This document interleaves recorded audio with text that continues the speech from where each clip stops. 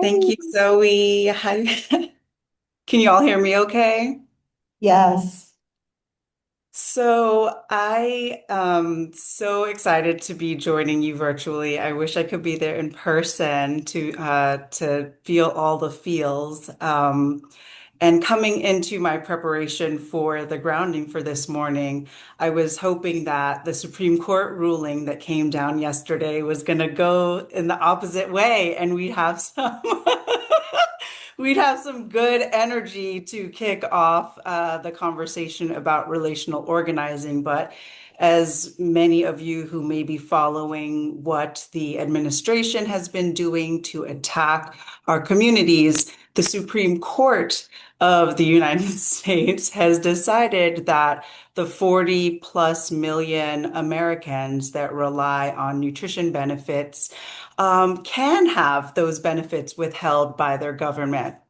And so, as an attorney who's often called on to kind of paint a picture of where we go from here, it was not exciting to hear our Supreme Court ruling in a way that really underscores the reality that over the past 40 years of the Project 2025, because it really goes back to the Reagan administration and the efforts that were made to create this fantastical person, the welfare queen mythology, is something that has been really effective in galvanizing opponents to any type of social safety net. So as I was coming into the grounding, I myself needed to tap into the ancestors for wisdom about how to think about what we can do as organizers. When I first started my legal career, I was working in North Carolina, and at that time, the farmers there were coming off of tobacco allotments and transitioning toward organic and trying to get access to various specialty markets. And so I was on the local Sustainable Food Advisory Council a long, long time ago, and I've just seen over the past few decades so much innovation and so much happening at the local levels. And I think that that's something for all of us to be remembering in this moment where it seems that our federal administration is attacking the very constitution that many of us have rooted our racial equity work on. And so I want to share as a grounding a few words of wisdom from ancestors. And the first of which is a poem by Audre Lorde, A Litany for Survival. For those of us who live at the shoreline, standing upon the constant edges of decision, crucial and alone.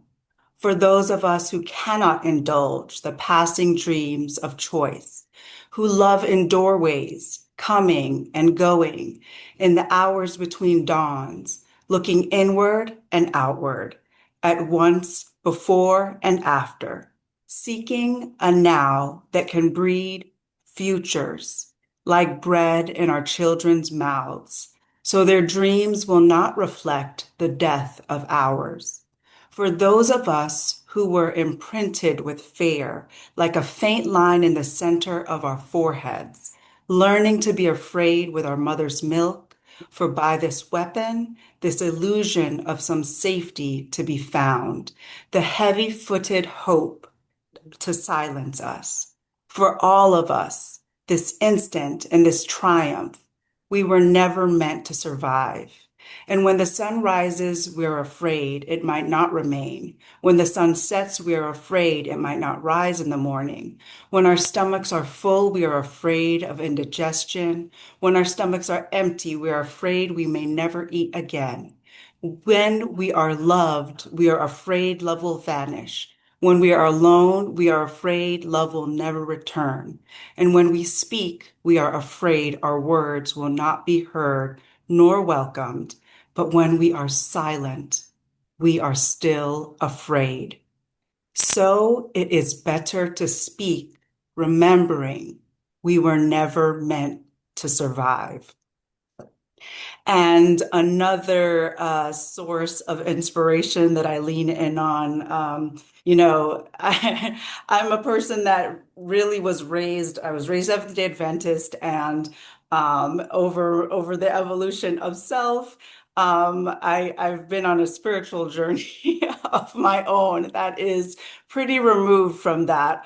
But when I say that I'm tapping into the ancestors, there are all these like really deep spiritual people who like go to this like really cool place. And for me, it's reading because like I'm just a nerd. So like my spirituality is like reading books by radical ancestors. And so I've been spending a lot of time with Pan-African revolutionaries because I think that the work that was being done for, in the 60s across the continent of Africa, across Latin America and the Caribbean, that's really the seeds of what we are all going to be realizing as a part of the new world. And so in my recent revisiting of The Wretched of the Earth by Frantz Fanon, I was reminded of this passage. To educate the masses politically does not mean, cannot mean making a political speech. What it means is to try relentlessly and passionately to teach the masses that everything depends on them, that if we stagnate, it is their responsibility, and that if we go forward, it is due to them too, that there is no such thing as a demiurge, that there is no famous man who will take the responsibility for everything, but that the demiurge is the people themselves, and the magic hands are finally only the hands of the people. And so, for those of us who are doing grassroots organizing, I think it's always really, really important to remember that the leadership that is called for in moments of anxiety, in moments of wanting to retract, or as Zoe said, wanting to stay in safe bubbles, the invitation, the calling forward into the new world that we will be creating. I'm reminded of, in the Library of Congress, there are diary entries of the first colonists to this country. And if you know anything about Jamestown in 1609, there was a period called the Starving Period, and 2014 architectural digs have confirmed that they were so ill prepared for the environment that they traveled across the ocean to that they actually resorted to cannibalism. And we don't learn about that in school, of course not. But I think it's so, for me, it's like, oh, it's like, that's an appalling thing to think of. And for me, it reminds me that we're still better off than that. Like so much credibility and credence is given to folks who just arrived on this land, and we're literally starting from scratch with no respect for the ancestral knowledge of the indigenous peoples that were inhabiting this land and the relationship and interconnectedness that they had with this land. No respect for the African enslaved peoples that were trafficked to this land to cultivate food. And yet, and still, we have all become the legacy of people who resorted to cannibalism because they were ill prepared, right? And so I think that there are many ways of thinking about the stories that we tell ourselves about the history of this nation and what's great about this nation. And what I'm most excited about is that in this moment, it's the diversity in the room that you're in, it's the connection that we have to peasant, small scale farmers all around the world that are calling out for solutions to climate change. I'm, you know, in Jamaica, we're in the midst of recovering from a hurricane, and a consistent call from the rural peoples is that we need to address climate change.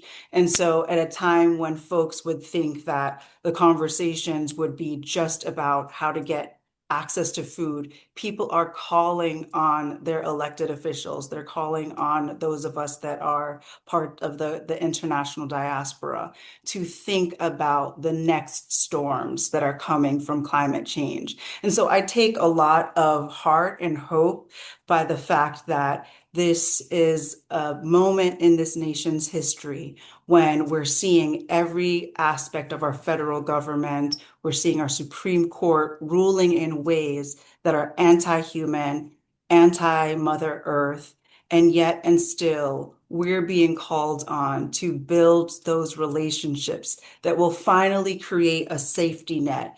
The food nutrition programs that have been created, we have to remember most of them were created to create new markets for heavily subsidized commodity production of non-food substances. And it's really important that as we want to demand that those programs remain available, that we're also demanding that they adequately address the fundamental nutrition needs of our communities. And we get to be a part of those solutions. And I just want to encourage all of you to remember that we're standing on the shoulders of movements that have come before us, and we can always tap back in to that rooting that we're a part of. And I'm really excited to be a part of calling forward a new legacy and a new page that we're going to turn on the future of food systems in America. Thank you. Can you see the room? Can you see people? Can you see I can. Okay, good. Thank you so much for joining us. We're wishing you all of the best as your community recovers from the hurricane. And we love you. Love you all. Have a wonderful day. Well, that was a very lovely way to start.